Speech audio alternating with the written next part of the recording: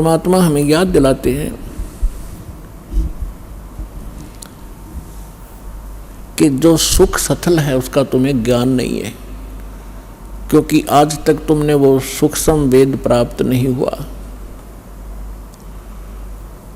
वो सुख स्थान बताने के लिए मैं आया हूं अपने निज लोक तय। परमात्मा कहते हैं अवगत से चल आया, मेरा कोई भेद मर्म नहीं पाया। परमात्मा अपनी महिमा कबीर जी स्वयं बताते हैं कि मैं सतलोक से चलकर आया हूँ और मेरी महिमा से कोई परिचित नहीं है। अवगत से चल आया, मेरा कोई भेद मर्म नहीं पाया। अब क्या बताते हैं परमात्मा, एक बार गोरखनाथ जी ने रामानंद जी, स्वामी रामानंद जी आचार्य जी को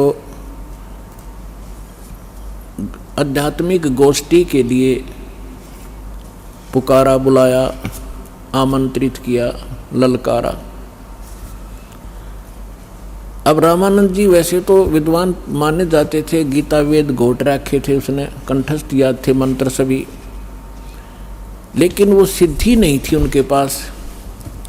और ये नाथ जो होते हैं तपस्वी होते हैं, ये हठ योग करते रहते हैं। हठ योग से कुछ सिद्धियां आ जाती हैं जो इस मानव शरीर की और इस भक्ति के नाशक होती हैं। आम व्यक्ति ये सोचता है कि इसने बहुत बड़ी उपलब्धि कर रखी है, सिद्धि प्राप्त करके कोई आकाश में उड़ जाता है और कोई किसी को दुआ बद्दुआ देकर दुखी सुखी कर देता, थोड़ा बहुत अपनी पूंजीते हैं, फिर स्वयं कंगाल हो जाता है। तो ये सब ड्रामेबाजी थी। तो गोरखनाथ जी ने स्वामी रामानंद जी से कहा कि आइए हमारे साथ गोष्ठी कीजिए। रामानंद जी चिंतित हो गए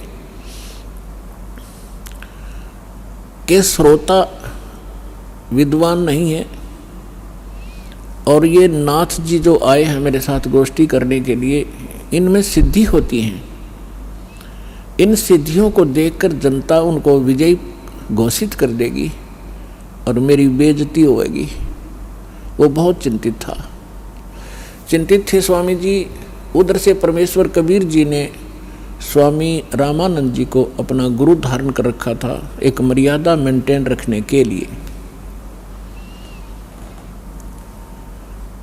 अपने आत्माओं, आज तक जो यह बात बिगड़ी रही,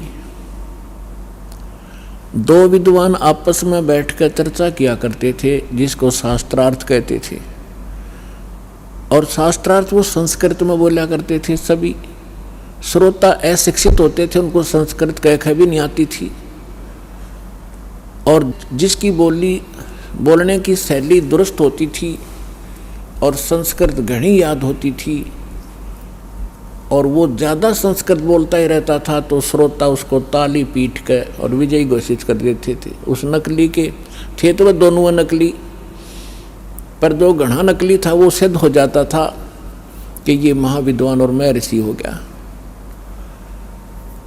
तो इस तरह से रामानंद जी चिंतित थे कि श्रोता अशिक्षित हैं, ये कोई सिद्धि दिखा देगा और सब इसको विजयी घोषित कर देंगे।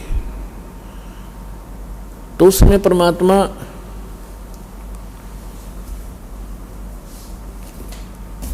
कबीर जी जब अपने गुरुदेव के आश्रम में पहुंचे,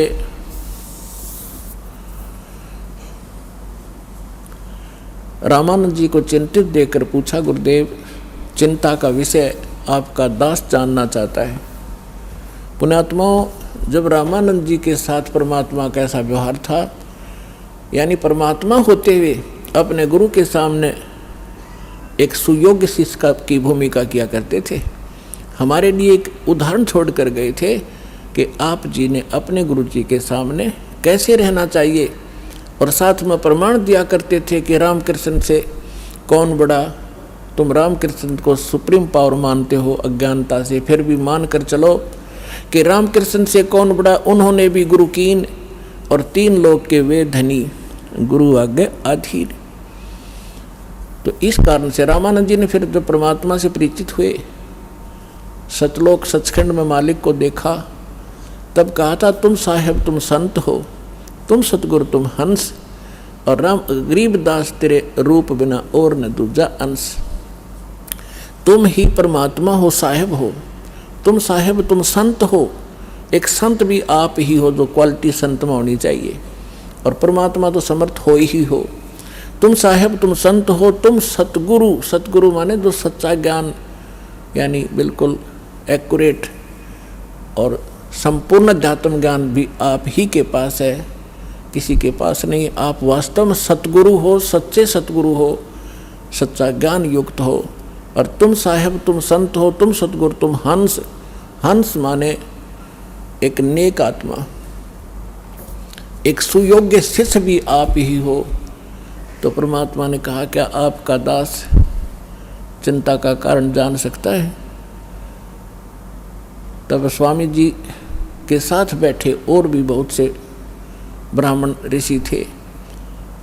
उन्होंने बताया कि ऐसे कोई नाथ जी आए हैं, उन्होंने स्वामी जी से गोष्ठी करने को कहा है, और नहीं तो जो नहीं गोष्ठी के लिए आएगा तो हार मान ली जाएगी। और दूसरी कंडीशन ये रखी है कि जो हार जाएगा वो जीतने वाले का सह अनुयायी शिष्य बनेगा। तब स्वामी जी ने कहा कि हे भगवान, वो नाथ सिद्धि युक्त है, वो सिद्धि का ड्रामा दिखाएगा, जनता उसकी वाह वाह कर देगी और हमारा मिशन फेल होगा। मुझे चिंता ये खा रही है। तब परमेश्वर ने कहा स्वामी जी, हार जीत की चिंता संत नहीं किया करते, और हमने सामना करना चाहिए, हमें चलना चाहिए। आपका दास भी तो आपके साथ है। रामानंद जी को पता था, क्योंकि वो देख चुके थे उसकी परमात्मा की महिमा को। तब थोड़ा ढाढ़स बंधा और उसकी चुनौती स्वीकार की।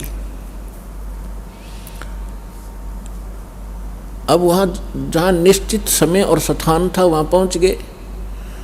नाथ जी को आसन दे रखा अलग से, ऊंचा तख्त पर, जमीन पर अलग से आसन बिछा रखा। अच्छा, उधर से रामानंद जी का एक तख्त सा लगाकर वहाँ आसन लगा दिया। और स्वामी परमेश्वर कबीर जी एक सुयोग्य शिष्य की तरह स्वामी रामानंद जी के चरणों में जमीन पर बैठ गए। और सामने वो नाथ जी, कबीर साहब तो भगवान थे, अंतर्यामी थे, उन्होंने देख लिया ये गोरखनाथ धक्के खाने आया है। क्योंकि ये कुछ ऐसे साधक होते हैं जो पूर्व जन्मों के संस्कारी होते हैं, और एक पूरे जीवन में उस भक्ति का अपना नाश भी कर जाते हैं। बहुत सी पूंजी लुटा जाते हैं, किसी को चमत्कार दिखा कर, किसी को हानि पहुंचा कर, और किसी को छोटा मोटा लाभ पहुंचाकर, फिर भी उनमें कुछ भक्ति शेष रह जाती है, जिस कारण से वो पितृलोक को प्राप्त हो जाते हैं। और पितृलोक में गए हुए ये एक सुप्रीम भूत होते हैं पितृ, और वो कभी भी यहाँ आके प्रकट होकर के दिख जाते हैं। स्वर्ग के देवता भी यहाँ आ सकते हैं और वापस जा सकते हैं, लेकिन जन्म मृत्यु उनका कभी समाप्त नहीं हो सकता। तो गोरखनाथ जी ने देखा कि वहाँ वैष्णव पंथ का ज़्यादा प्रचार कर रहे हैं स्वामी रामानंद जी, और नाथ पंथ सिकुड़ता जा रहा है, घटता जा रहा है। अब ये राग द्वेष ऊपर तक घर कर गया, वहाँ तक इनको यहाँ से जाने के बाद भी ये दुखी रहते हैं अपने मैं मेरी के कारण। तो जिस कारण से उसने रामानंद जी को पराजित करने के लिए स्वयं आना पड़ा। हालांकि गोरखनाथ जी बहुत पहले अपने मानव शरीर का जो एक कर्म था पूरा करके जा चुके थे। तो परमात्मा ने देख लिया कि तो गोरखनाथ है, अपने वो तो जानी जान थे। तब गोरखनाथ जी ने कहा कि आइए रामानंद जी मेरे साथ गोष्ठी कीजिए। तब परमात्मा एक बालक थे छोटे से 10-12 वर्ष की आयु के लीला कर रहे थे। उस समय जब गोरखनाथ जी गोष्ठी करने के लिए आए थे, तब परमात्मा खड़े हुए कबीर जी और कहा कि नाथ जी पहले मेरे से गोष्ठी कीजिए और बाद में मेरे सतगुरु से बात कीजिए। मेरे से निमट ले पहले, फिर गुरु जी से बात करना। आप गोरखनाथ जी इस बात से बड़ा दुखी हुआ कि अरे कबीर, तू छोटा सा बालक, तेरी आयु क्या है और तू गोष्ठी करेगा मेरे साथ? पता है मैं कौन हूँ? कबीर साहब ने बता दिया कि मुझे मालूम आप कौन हो, आप गोरखनाथ हैं। इस बात से उसको बड़ा झटका लगा कि छोटे से बालक ने मुझे पहचान लिया। फिर गोरखनाथ जी ने कहा कि आपकी आयु क्या है? परमात्मा बोले कि सबसे बड़ा मूर्ख वो है जो मेरी आयु मुझे बालक बता रहा है। गोरखनाथ जी सुन रहे थे, अंदर से दुखी भी खूब हो रहे थे कि ये मुझे मूर्ख भी बताने की चेष्टा कर रहा है।